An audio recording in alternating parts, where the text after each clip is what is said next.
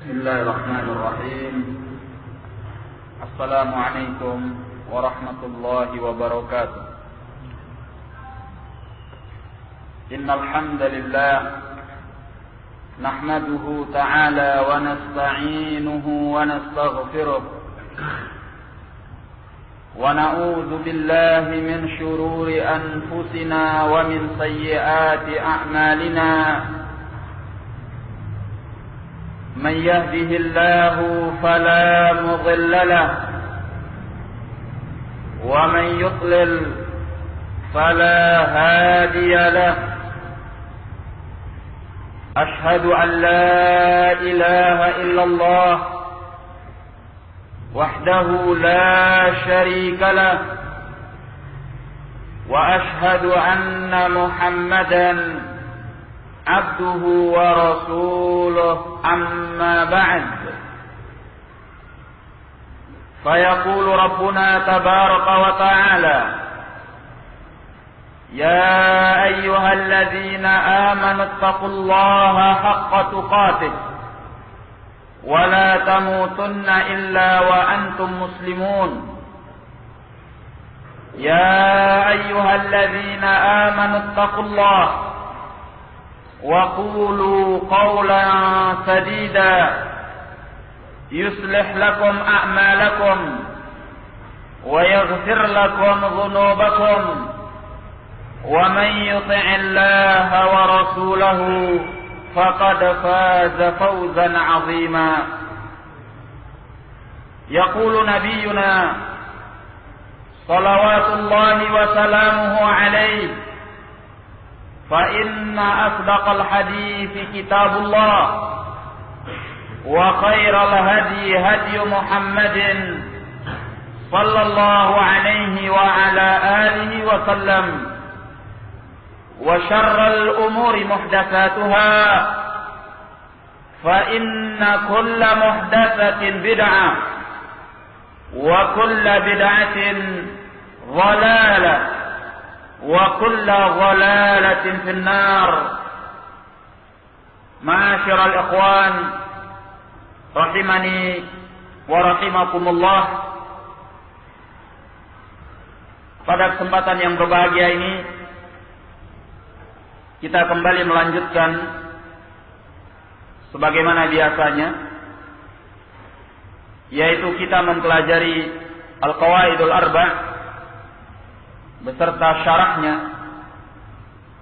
penjelasannya dari Asy-Syaikh Ahmad bin Yahya An-Najmi rahimahullahu ta'ala. Pada pertemuan ini kita sudah sampai pada halaman yang ke-17, yaitu pembahasan mengenai asy-syafa'ah. Qala Asy-Syaikh Ahmad bin Yahya An-Najmi rahimahullahu ta'ala: ilman bi anna asy-syafa'ata tanqasimu ila qismayn. Al-ula شفاعة منفية والثانية شفاعة مثبتة. Diketahui bahwasanya asy-syafa'ah terbagi kepada dua bahagian. Yang pertama, syafa'ah yang ditiadakan. Yang kedua, syafa'ah yang ditetapkan.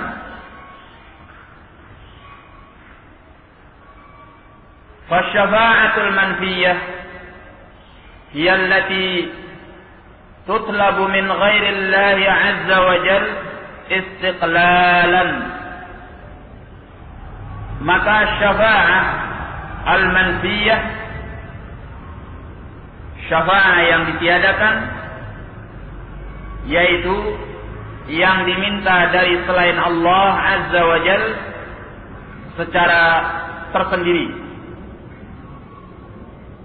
Wasyafa'atul musbatah,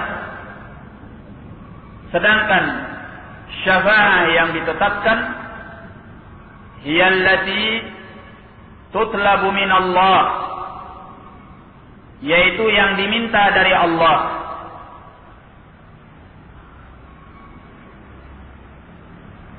Ini dua pembagian yang dijelaskan oleh Asy-Syaikh rahimahullah, sebagaimana yang sudah kita pelajari bahwasanya pembahasan mengenai asy-syafa'ah ini terkait dengan kaidah yang kedua, di mana alasan al-musyrikun yang dahulu mereka diperangi oleh Nabi sallallahu alaihi wasallam tatkala mereka melakukan perbuatan-perbuatan syirik, meminta dan menyeru kepada selain Allah, mereka mengatakan haula'i syufa'auna indallah, mereka ini adalah pemberi syafaat kami di sisi Allah. Maka dijelaskan bahwa asy-syafa'ah syafa'atan. Syafa'ah itu ada dua, al-manfiyah wal musbatah. Ada syafa'ah yang ditiadakan dan syafa'ah yang ditetapkan. Adapun yang ditiadakan yaitu yang diminta dari selain Allah Azza wa Jal istiqlalan, dengan tersendiri, sebagaimana yang diperbuat oleh kaum musyrikun. Mereka meminta syafa'ah dari selain Allah Azza wa Jal secara tersendiri, dengan alasan bahwa itu bisa mendekatkan diri mereka kepada Allah, membantu mereka di sisi Allah. Ini adalah asy-syafa'ah al-manfiyah. Sedangkan syafa'ah yang ditetapkan yaitu allati tutlabu min Allah, yang diminta dari Allah. Ini adalah syafa'ah yang dilakukan dan diperbuat oleh kaum mukminun, yang mana mereka meminta dari Allah Tabaraka wa Ta'ala agar mengizinkan mereka untuk mendapatkan asy-syafa'ah dari siapa yang diridhai olehnya. Maka inilah asy-syafa'atu al-musbatah, syafa'ah yang ditetapkan. Kemudian sebagaimana yang sempat kita singgung dalam pelajaran lalu, bahwa asy-syafa'atul manfiyah ini ada dua jenisnya. Syafa'ah yang ditiadakan ada dua jenisnya, yaitu minha ma hiya syirkiyah wa minha ma hiya muharramah. Yang pertama, bahwa syafa'ah yang ditiadakan itu ada yang berupa perbuatan syirik kepada Allah Azza wa Jalla. Perbuatan syirik kepada Allah Azza wa Jalla.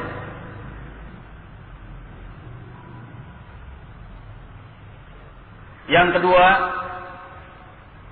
syafa'ah yang ditiadakan itu ada yang berupa perbuatan yang diharamkan oleh Allah Azza wa Jalla.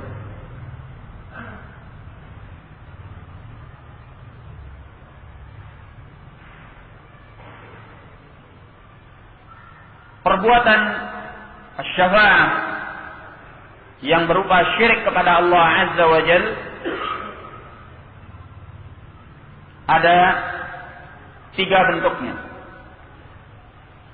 Bentuk yang pertama yaitu perbuatan meminta syafa'ah kepada selain Allah Azza wa Jalla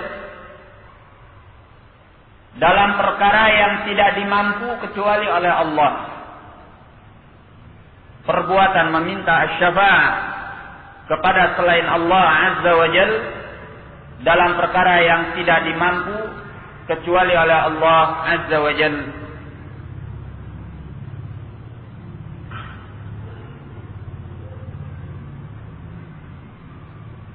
Seperti seorang ingin diampuni dosanya oleh Allah, tetapi dia minta kepada Nabi sallallahu alaihi wasallam setelah meninggalnya.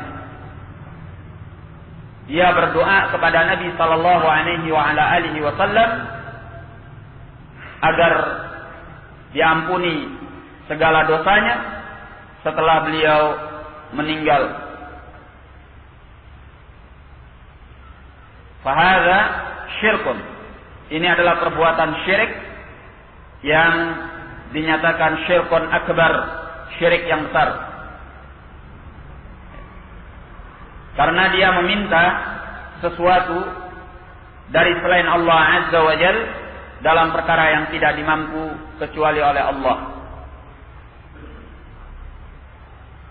Nah, bentuk yang kedua yaitu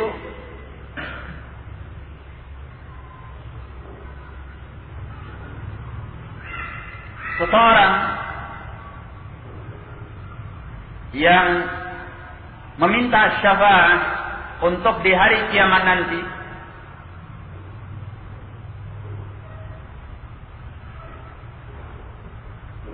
dari selain Allah Azza wa Jal, apakah itu al-malaikah atau sebagian nabi atau sebagian rasul atau sebagian as-salihin,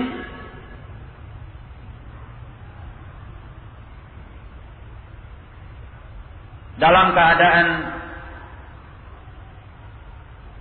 tidak ada yang mampu memberikannya kecuali adalah Allah Subhanahu wa ta'ala. Dalam keadaan tidak ada yang mampu untuk memberikannya kecuali adalah Allah Subhanahu wa ta'ala. Ini adalah syirkun akbar, syirik yang besar. Karena syafa'ah di yaumil qiyamah adalah mutlak milik Allah Azza wa Jalla. Dia yang akan memberikan izin kepada siapa yang bisa memberikan asy-syafa'ah untuk siapa yang diizinkan oleh Allah Tabaraka wa Ta'ala.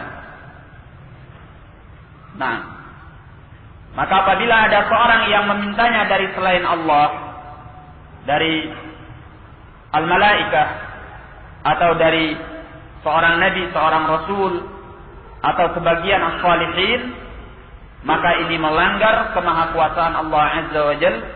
Fahada syirkun akbar. Yang ketiga yaitu dia meminta syafa'ah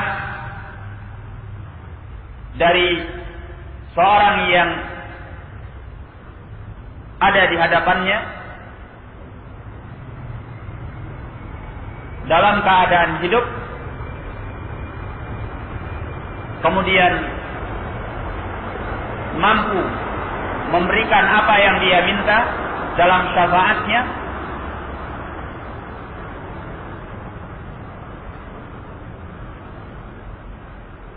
dan apa yang dia minta adalah sesuatu yang baik, namun dia menyerahkan makna al-ibadah kepada orang tersebut. Makna al-ibadah di sini yaitu dia menyerahkan segala kerendahan diri, kesempurnaan rasa cinta, dan harapan yang penuh kepada orang yang ada di hadapannya dan mampu memberikan kepadanya apa yang dia minta dalam syafaatnya itu.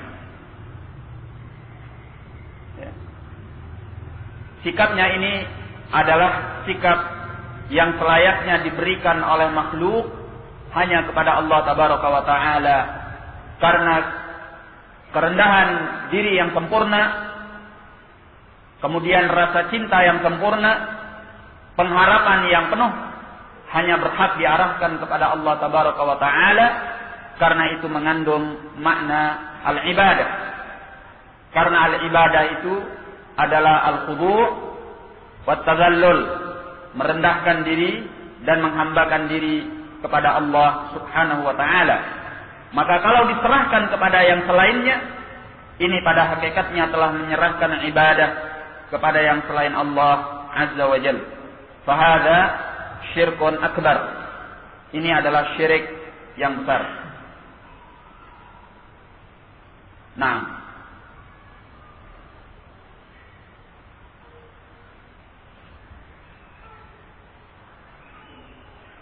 kemudian asy-syafa'atul muharram. Bagian yang kedua dari asy-syafa'atul manfiyah, dari syafa'ah yang ditiadakan, yaitu syafa'ah yang diharamkan. Syafa'ah yang diharamkan adalah syafa'ah yang diminta dari seorang yang ada di hadapannya dalam keadaan hidup dan mampu memberikan apa yang dia minta, namun apa yang dia minta itu adalah perkara yang diharamkan oleh Allah Tabaraka wa Ta'ala. Apa yang dia minta itu adalah perkara yang diharamkan oleh Allah Subhanahu wa Ta'ala. Sebagai contoh dari asy-syafa'ah al-muharramah, yaitu apa yang disebutkan di dalam as-sahihain dalam peristiwa syafa'ah yang hendak diberikan oleh Usama bin Zaid kepada seorang wanita Makhzumiyah yang dia telah mencuri. Tatkala akan ditegakkan hukum had atas wanita ini, yaitu dipotong tangannya, maka di antara sahabat ada yang akan memberikan asy-syafa'ah, yaitu Usama bin Zaid, yang dikenal sebagai hibbi Rasulullah sallallahu alaihi wa ala alihi wasallam, orang yang dicintai dari kekasih Rasulullah sallallahu alaihi wa ala alihi wasallam. Tentunya tujuan asy-syafa'ah dalam peristiwa ini agar wanita Makhzumiyah yang telah mencuri itu tidak ditegakkan atasnya hukum had. Ya. Maka Rasulullah sallallahu alaihi wa ala alihi wasallam murka kepada Usama bin Zaid dan beliau menyatakan, "Atashfa'u fi haddin min hududillah?" Apakah engkau akan memberikan asy-syafa'ah untuk tidak ditegakkannya salah satu hukum had daripada hukum-hukum had Allah Azza wa Jalla? Ini adalah pengingkaran beliau. Ya. Tidak boleh memberikan asy-syafa'ah dalam perkara yang haram. Ya. Tidak ditegakkannya hukum had karena dia adalah seorang wanita bangsawan, seorang wanita Makhzumiyah. Ini adalah pelanggaran terhadap syariah. Ya. Perbuatan ini adalah perbuatan Yahud, di mana mereka jika ada yang melanggar syariat Allah dari kalangan lemah, mereka tegakkan padanya hukum Allah. Tetapi kalau yang melanggar hukum Allah tersebut, syariat Allah tersebut adalah dari bangsawan atau orang-orang yang terpandang di kalangan mereka, maka mereka tidak menegakkan padanya hukum Allah. Ya. Tidak memberikan kepadanya sanksi yang telah ditetapkan oleh Allah Tabaraka wa Ta'ala. Makanya Rasulullah sallallahu alaihi wasallam murka kepada Usama. Ya. Tidak boleh dia memberikan syafaat dalam perkara yang seperti ini. Ya. Memang syafaat yang diminta dari Usama adalah syafaat yang diminta dari seorang yang hidup, dan syafaat punya kedudukan di sisi Rasulullah sallallahu alaihi wasallam yang diharapkan bisa meringankan hukuman yang akan ditegakkan kepada wanita makhzumiyah. Ya. Tetapi disayangkan bahwa permintaan di dalam asy-syafa'ah itu adalah perkara yang haram, yaitu tidak ditegakkannya hukum had kepada wanita makhzumiyah. Maka yang seperti ini adalah muharramah. Makanya Rasulullah sallallahu alaihi wasallam murka kepada Usamah bin Zaid, dan beliau menyatakan, wallahi law anna Fatimah binta Muhammad sallallahu alaihi wasallam sarqat laqata'tu yadaha. Demi Allah, kalau seandainya Fatimah binta Muhammad sallallahu alaihi wasallam mencuri, pasti akan aku potong tangannya. Ya. Pasti akan aku potong tangannya. Tidak ada syafaat dalam perkara yang diharamkan oleh Allah tabaraka wa taala. Baik. Ini hukumnya adalah muharramah. Nah, karena apa yang diminta dalam syafaat itu adalah perkara yang diharamkan. Baik.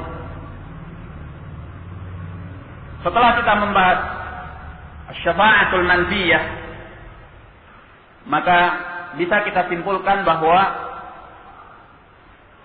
sebuah syafaat boleh diminta dari seorang makhluk supaya tidak masuk ke dalam asy-syafa'ah al-manfiyah, harus memenuhi 4 syarat. Syarat yang pertama yaitu harus diminta dari seorang yang hidup. Syarat yang kedua, bahwa orang yang hidup itu hadir, ada di hadapannya. Ya. Bukan seorang yang gaib, seorang yang tidak ada di hadapannya. Yang ketiga, bahwa orang yang dimintai asy-syafa'ah adalah orang yang mampu memberikannya. Orang yang mampu memberikannya. Kemudian yang keempat, bahwa yang diminta dalam asy-syafa'ah adalah perkara yang baik. Adalah perkara yang baik. Nah, 3 syarat yang pertama kalau dilanggar salah satu daripadanya, ini akan menjatuhkan seseorang ke dalam asy-syafa'atu syirkiyah. Salah satu daripada 3 syarat yang pertama kalau dilanggar akan menjatuhkan seseorang di dalam asy-syafa'ah asyirkiyah, syafa'ah yang syirik.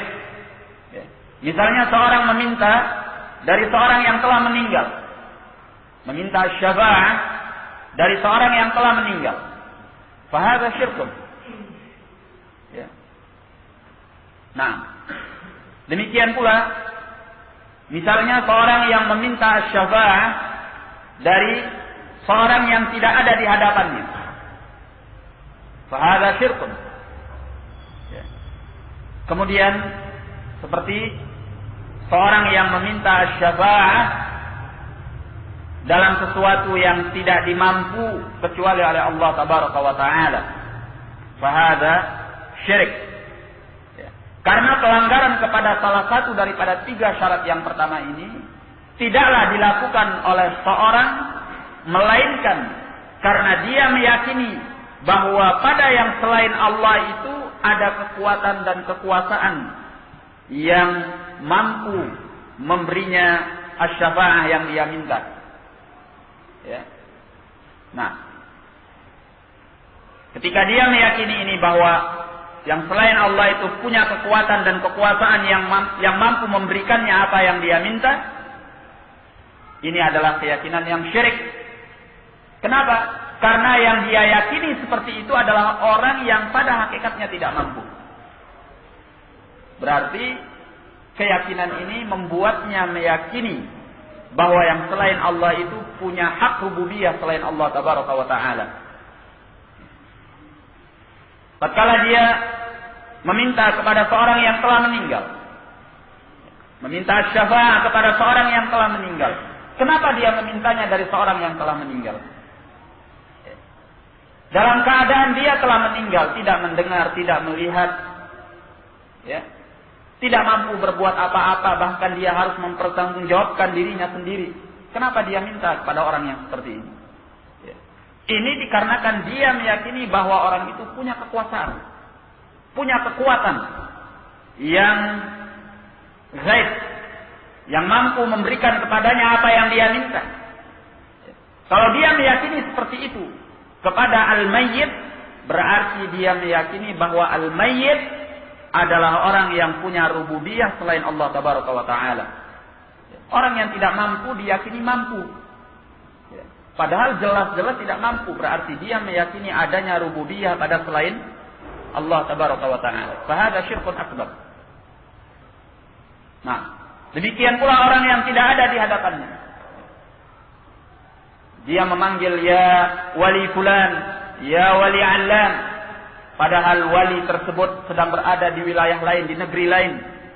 Ya. Dia tidak melihatnya, dia tidak mendengarnya. Ya. Dia tidak mampu berbuat apa-apa wali tersebut. Ya. Kenapa dia panggil? Untuk bisa memberinya syafaat, menunjukkan bahwa dia meyakini adanya rububiyah pada wali tersebut. Ya. Kekuasaan di alam ini pada wali tersebut. Fahada syirkun akbar. Demikian pula kalau dia meminta pada sesuatu yang tidak dimampu kecuali oleh Allah tabaraka wa ta'ala. Nah, maka pelanggaran kepada salah satu 3 syarat yang pertama adalah syirik kepada Allah. Sedangkan pelanggaran kepada syarat yang keempat, yaitu bahwa permintaannya adalah perkara yang haram, maka ini adalah asy-syafa'atul muharramah. Sebagaimana yang tadi kita contohkan dengan peristiwa Usamah bin Zaid, ya, di mana mereka meminta dari Usamah asy-syafa'ah, karena Usamah seorang yang memiliki kedudukan di sisi Rasulullah sallallahu alaihi wa ala alihi wasallam. Ya. Ketika mereka meminta kepada Usamah, Usamah masih hidup. Usamah ada di hadapan mereka. Usamah juga mampu memberikan itu karena dia punya kedudukan di sisi Rasulullah sallallahu alaihi wasallam. Ya. Yang diharapkan dengannya bahwa Rasulullah sallallahu alaihi wasallam meringankan hukuman kepada wanita Makhzumiyah. Tapi satu pelanggaran mereka, yaitu ketika mereka minta asy-syafa'ah dari Usamah dalam perkara yang diharamkan oleh Allah tabaraka wa taala, yaitu agar tidak ditegakkannya hukum had, hukum potong tangan kepada wanita yang telah mencuri. Fahadha muharram. Ya. Walaupun tidak syirik, namun asy-syafa'ah yang seperti ini adalah syafa'ah yang diharamkan. Nah, maka asy-syafa'ah yang diperbolehkan, asy-syafa'atul mubahah, syafa'ah yang diperbolehkan dan diminta dari makhluk harus memenuhi 4 syarat yang telah disebutkan. Yaitu diminta dari seorang yang masih hidup, seorang yang ada di hadapannya, seorang yang mampu memberikan apa yang dia minta dalam asy-syafa'ah. Kemudian yang keempat, bahwa apa yang dia minta adalah perkara yang baik. Nah, kalau kita contohkan misalnya bahwa seseorang datang kepada kepala suku, ya, untuk memberinya asy-syafa'ah agar dia dimudahkan menikahi wanita salah seorang dari suku tersebut. Ya. Fahadha mubah. Ya. Nah, dia datang kepada kepala suku. Ya. Dia menginginkan dari kepala suku ini asy-syafa'ah. Artinya apa? Bahwa kepala suku ini menjadi perantara untuknya, ya, yang meringankan dirinya, yang menolong dan membantu dirinya untuk mendapatkan salah seorang wanita dari suku tersebut agar dia nikahi. Karena kalau dia langsung datang kepada wanita itu belum tentu dia diterima, dia orang yang asing. Maka dia menggunakan kepala suku yang akan memberinya syafaah, memberikan bantuan, jaminan dan sebagainya untuk dia bisa menikahi salah satu wanita yang ada di suku itu, maka ini adalah mubahah, permintaan asy-syafaah yang mubahah. Kenapa? Karena pertama dia minta dari orang yang hidup. Yang kedua, orang yang dia minta itu dia langsung datang ke hadapannya. Yang ketiga, bahwa orang itu mampu untuk memberikan asy-syafaah, memberikan bantuannya agar dia meraih apa yang dia inginkan. Ya. Nah, kemudian yang keempat, apa yang dia minta itu adalah perkara yang mubah, yaitu dia ingin menikahi seorang wanita dari suku tersebut. Fahada mubah. Nah, atau kita contohkan dengan peristiwa lain, misalnya ada seorang yang menginginkan pekerjaan di sebuah instansi pemerintahan, yang mana dia memang punya keahlian dan kepandaian dalam bidang tersebut. Cuma dia tidak akan mendapatkan pekerjaan itu kecuali dengan rekomendasi dari salah seorang yang punya kedudukan di pemerintahan. Maka dia datang kepada salah seorang yang punya kedudukan di pemerintahan, kemudian dia minta syafaat. Ya. Apa syafaat di sini? Yaitu agar orang yang punya kedudukan di pemerintahan itu merekomendasikannya agar dia bekerja pada bagian yang dia memang ahli di dalamnya. Ya. Mendapatkan pekerjaan tersebut. Maka syafaat yang seperti ini adalah syafaat mada? Syafaatul mubahah. Syafaat yang diperbolehkan. Ya. Nah, karena dia datang kepada orang yang masih hidup, orang yang ada di hadapannya, orang yang mampu memberikannya rekomendasi. Ya. Kemudian permintaannya adalah baik. Tapi kalau permintaannya tidak baik, misalnya dia tidak punya keahlian dalam bidang yang dia minta, pekerjaan yang sungguhnya dia tidak menguasainya, atau dia tidak amanah padanya, maka yang seperti ini adalah asy-syafa'atul muharramah. Kenapa? Karena walaupun dia datang kepada orang yang masih hidup, orang yang ada di hadapannya, orang yang kuasa atau yang mampu untuk memberikan apa yang dia minta, tetapi permintaannya tidak baik, fahada muharram. Ya. Maka orang yang dimintai asy-syafa'ah tidak boleh memberikan asy-syafa'ah walaupun 3 syarat terpenuhi, karena syarat yang keempat adalah syarat yang tidak terpenuhi, yaitu permintaannya adalah permintaan yang diharamkan oleh Allah Subhanahu wa taala. Nah, ini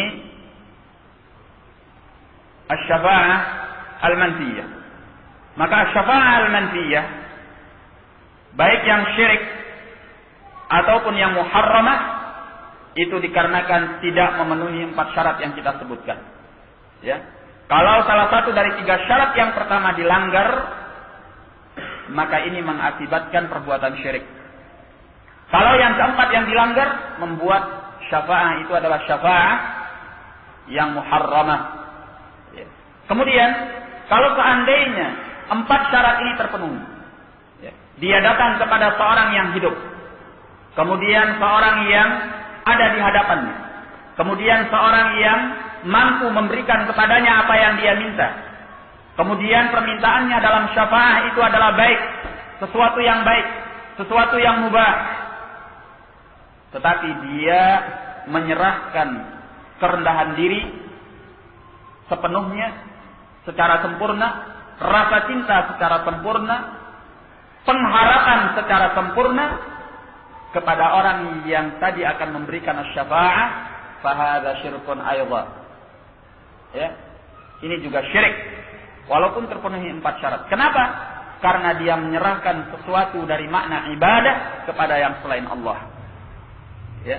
Sehingga orang yang ingin terlepas daripada perbuatan syirik, walaupun dia meminta syafa'ah kepada selain Allah dengan memenuhi 4 syarat yang telah disebutkan, dia harus tetap bergantung kepada Allah Tabaraka wa Ta'ala. Ya. Berharap kepada Allah Tabaraka wa Ta'ala, mempasrahkan diri dan merendahkan diri kepada Allah Azza wa Jal. Hendaknya dia mengetahui bahwa orang yang akan memberi syafa'ah ini, adalah orang yang sesungguhnya adalah hamba Allah. Artinya bahwa dia tidak akan mampu melakukan apa-apa kecuali dengan seizin Allah Tabaraka wa Ta'ala. Ya. Maka dengan demikian dia akan terlepas daripada perbuatan syirik yang menyekutukan Allah Subhanahu wa Ta'ala. Nah, kemudian asy-syafa'atul mutsbatah, syafaat yang ditetapkan. Hiya allati tutlabu min Allah, yaitu yang diminta dari Allah. Asy-syafa'atul mutsbatah, syafaat yang ditetapkan secara garis besar ada dua. Yang pertama yaitu yang disebutkan oleh Asy-Syaikh. Syafaat yang ditetapkan yang diminta dari Allah. Ini jenis yang pertama. Dan ini mengandung makna al-ibadah.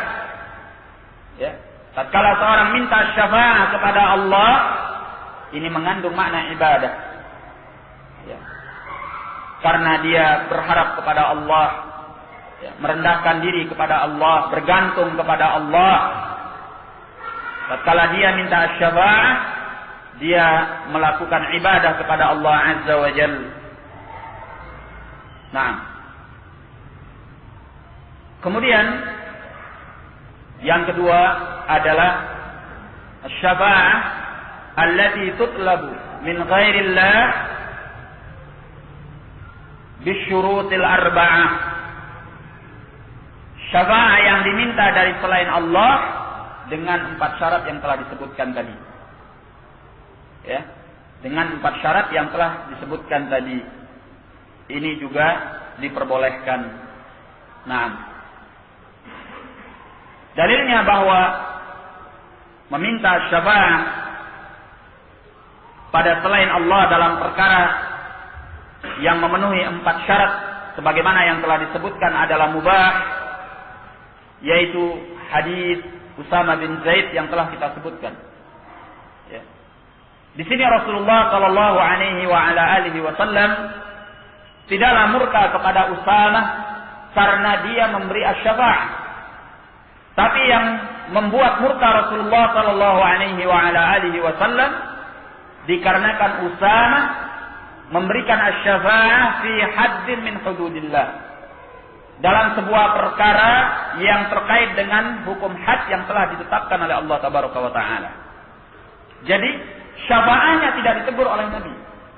Yang ditegur oleh Nabi karena dia memberikan asy-syafa'ah dalam perkara yang diharamkan, yang tidak diperbolehkan. Berarti selama syafaat itu diminta dari selain Allah dengan 4 syarat yang telah disebutkan, ya, orangnya hidup, kemudian ada di hadapannya, kemudian mampu memberikan asy-syafa'ah, apa yang dia minta dalam asy-syafa'ah, kemudian apa yang dia minta itu adalah perkara yang mubah atau perkara yang baik, maka asy-syafa'ah itu diperbolehkan. Ya. Nah, dalilnya adalah hadis Usama bin Zaid yang telah kita sebutkan tadi. Baik. Qala wa syurutuha itsnan. Dan syaratnya ada 2, yaitu asy-syafa'ah yang diminta dari Allah memiliki 2 syarat. Al-awwal, yang pertama, an tutlaba min Allah azza wa jal duna siwa, bahwa syafa'ah itu diminta dari Allah azza wa jal tanpa yang selainnya. Qala Allah Ta'ala, man dzal ladzi yashfa'u 'indahu illa bi'idznih. Siapakah yang bisa memberi asy-syafa'ah di sisinya kecuali dengan seizinnya? Al-Baqarah ayat 255. Nah, maka syafa'ah yang seharusnya diminta dari Allah tidak boleh diminta dari selain Allah Azza wa Jalla. Ya. Apa asy-syafa'ah yang seharusnya diminta dari Allah? Yaitu dalam perkara yang tidak dimampu kecuali oleh Allah Azza wa Jalla. Ya. Di antaranya seperti asy-syafa'ah untuk hari kiamat nanti kita diselamatkan dari api neraka dan dimasukkan ke dalam surga, diampuni dosa-dosa kita, dirahmati oleh Allah Tabaraka wa Ta'ala. Ya. Ini semua tidak boleh diminta dari selain Allah, tetapi harus diminta hanya dari Allah Azza wa Jalla. Nah, yang kedua, ayyakunal masyfu'u fihi mimman adzina Allahu lahu fi syafa'ati fihi. Yang kedua, bahwasanya orang yang diberi syafaat pada dirinya, bahwa orang yang diberi syafaat pada dirinya, mimman adzina Allahu lahu fi syafa'ati fihi, termasuk dari orang-orang yang Allah izinkan untuknya di dalam asy-syafa'ah pada dirinya tersebut. Nah, pertama, bahwa syafa'ah itu diminta dari Allah, ini syaratnya. Ya. Yang kedua, bahwa yang akan diberi asy-syafa'ah adalah orang yang diizinkan untuk diberi asy-syafa'ah. Ya. Jadi, walaupun diminta dari Allah Azza wa Jalla dalam perkara yang tidak dimampu kecuali oleh Allah, tetapi kalau yang akan diberi asy-syafa'ah bukan orang yang diizinkan oleh Allah untuk mendapatkan asy-syafa'ah, maka asy-syafa'ah tidak akan pernah terjadi. Ya. Nah, misalnya syafa'ah yang dimintakan bagi seorang musyrik, ya, walaupun dimintakan kepada Allah Azza wa Jalla, tetapi itu tidak akan pernah terjadi. Kenapa? Karena orang musyrik adalah orang yang dimurka oleh Allah Tabaraka wa Ta'ala. Ya. Seorang yang kafir adalah orang yang kekal di dalam api neraka. Sehingga tidak mungkin dia mendapatkan asy-syafa'ah di hari kiamat nanti, terbebas daripada api neraka, walaupun dimintakan dari Allah Subhanahu wa Ta'ala. Bahkan orang-orang yang beriman dilarang oleh Allah Tabaraka wa Ta'ala untuk memintakan ampun bagi al-musyrikin. Qala bi ayyakuna muwahhidan, dengan bahwa orang tersebut sebagai muwahhid, orang yang bertauhid. Qala sallallahu alaihi wa ala alihi wa sallam, lamma sa'alahu Abu Hurairah radhiyallahu anhu, bersabda beliau sallallahu alaihi wa ala alihi wa sallam tatkala beliau ditanyai oleh Abu Hurairah radhiyallahu anhu, man as'adun nasi bi syafa'atika yaumal qiyamah, siapakah orang yang paling berbahagia mendapatkan syafaatmu di hari kiamat nanti? Ini pertanyaan yang diajukan kepada Nabi sallallahu alaihi wasallam. Ya. Karena Nabi sallallahu alaihi wasallam adalah orang yang diizinkan oleh Allah Tabaraka wa Ta'ala pada hari kiamat nanti untuk memberikan asy-syafa'ah kepada siapa yang diridhai oleh Allah. Ya.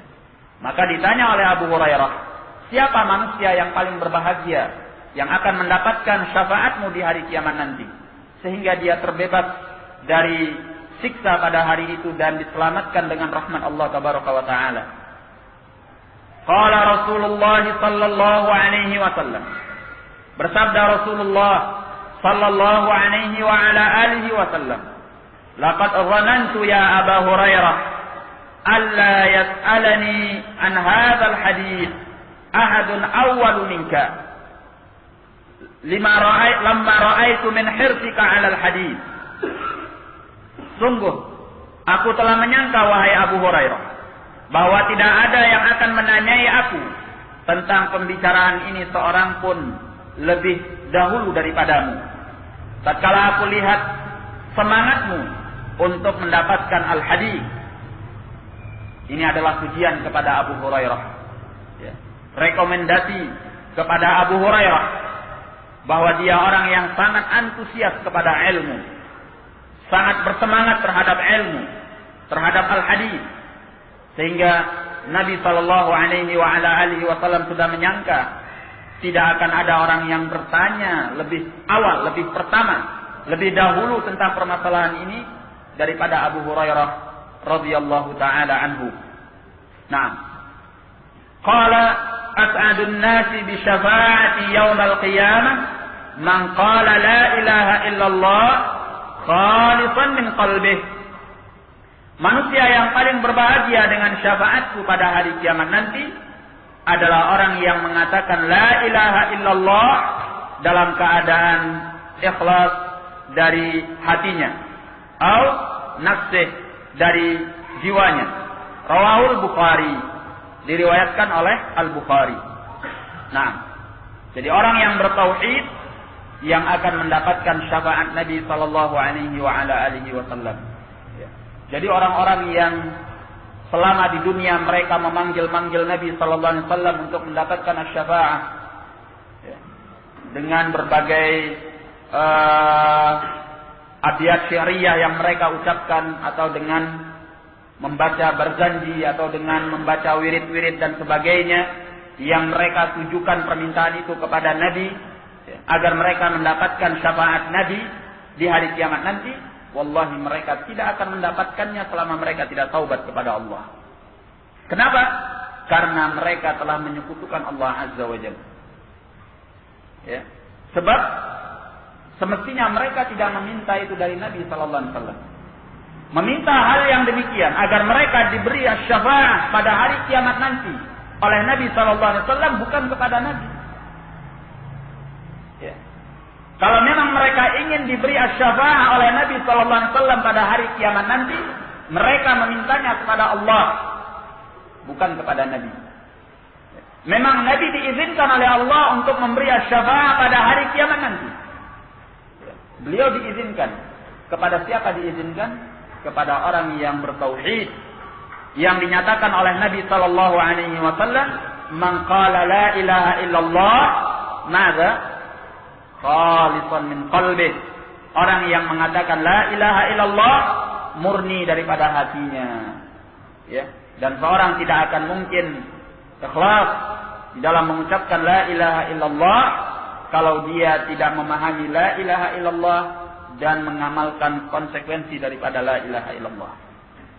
Maka tatkala ada seorang yang ketika di dunia ini meminta syafaat kepada Nabi sallallahu alaihi wasallam agar beliau memberikan syafaat nanti bagi mereka di hari kiamat, maka dia adalah orang yang paling celaka di hari kiamat nanti. Orang yang paling sengsara di hari kiamat nanti. Orang yang sama sekali tidak akan pernah mendapatkan syafaat Nabi. Kenapa? Karena yang as'adun nasi di syafaati Rasulullah yaumil qiyamah man qala la ilaha illallah khalisan min qalbih. Orang yang mengatakan la ilaha illallah dan murni dari hatinya. Ini yang akan mendapatkan syafaat dari Nabi sallallahu alaihi wasallam. Simpulannya, bahwa orang yang ingin mendapatkan syafaat Nabi di hari kiamat nanti, jangan memintanya dari Nabi. Ya. Dia memintanya ketika di dunia ini dari Allah Tabaraka wa Ta'ala. Ya. Karena kalau dia memintanya dari Nabi, dia berbuat syirik, dan orang yang berbuat syirik sebagaimana yang dinyatakan oleh Allah Tabaraka wa Ta'ala, innahu man yusyrik billah faqad harramallahu 'alaihil jannah wa ma'wahu an-nar wa ma lidh-dhalimin min ansar. Barang siapa yang berbuat syirik, sungguhnya adalah tempat Allah telah mengharamkan atasnya surga, dan tempat kembalinya adalah api neraka, dan tidak ada penolong bagi orang-orang yang zalim. Naam. Jadi hendaknya dia meminta kepada Allah Azza wa Jalla. Barakallahu fikum. Kita cukupkan dulu sampai di sini. Lebih dan kurangnya saya mohon maaf. Wabillahi taufiq. Assalamualaikum warahmatullahi wabarakatuh.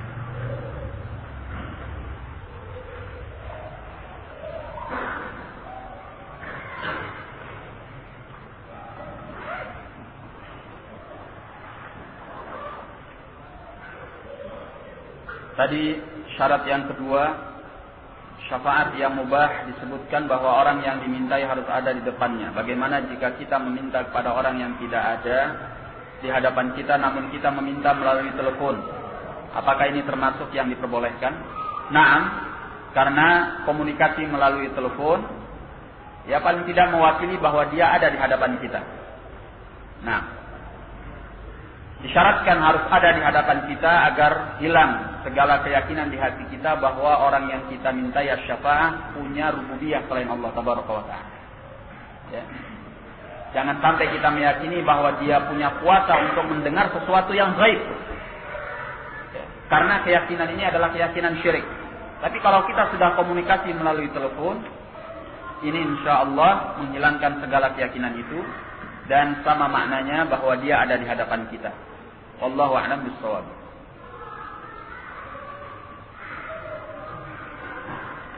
Mengenai syafa'ah yang diharamkan, apakah termasuk padanya para pengacara yang terkadang mereka melakukan banding pada saat hakim telah menjatuhkan vonis kepada terdakwa?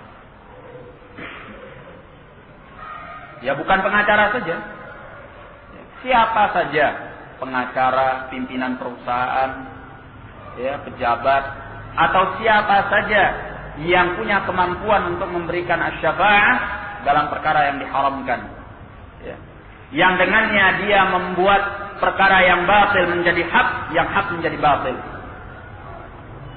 fahadha muharram, ya, ini tidak diperbolehkan, ya, pengacara ataupun yang selainnya. Barakallahu fiikum. Ila huna tafaddalu hafizakumullah. Assalamualaikum warahmatullahi wabarakatuh.